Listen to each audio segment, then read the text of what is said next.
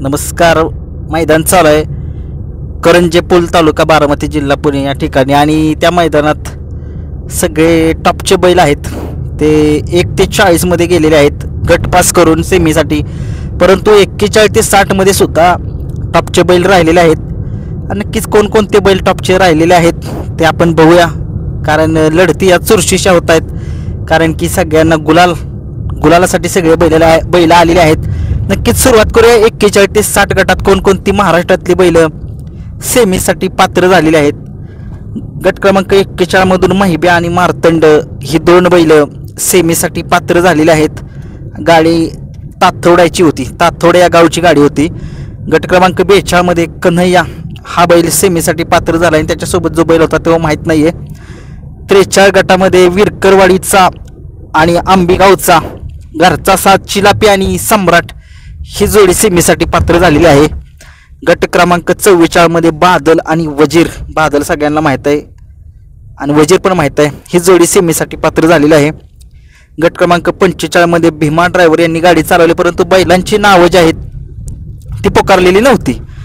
गट क्रमांक 46 मध्ये सुभाष तात्या मांगडे यांचा सप्त हिंद केसरी तसेच भारत केसरीचा मानकरी असलेला सुंदर आणि आज सुंदरचा पैरा होता सोन्या नावाच्या बैलासोबत आणि गाडी चालवली सोन्याने. आज सुंदर खूप दिवसातून मैदानात आला आणि आज गुलाल त्या सोन्या आणि सुंदरला मिळावा हीच अपेक्षा आहे, कारण की सगळ्या महाराष्ट्राला माहिती आहे सुंदरचा रेकॉर्ड काय आहे.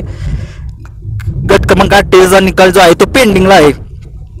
गट क्रमांक 49 मध्ये मुरुमचा देवऱ्या आणि दगडू ही 2 बैल सेमीसाठी पात्र झालेले आहेत.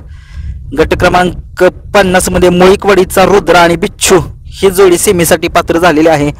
गट क्रमांक 52 मध्ये पंधरेकरांचा भिंगा आणि भारत ही जोडी सेमीसाठी पात्र झालेली आहे. तसेच गट क्रमांक 53 मध्ये करंजे या गावचा घरचा साथ पळाला, परंतु बैलांची नावं जी आहेत ती पुकारलेली नव्हती.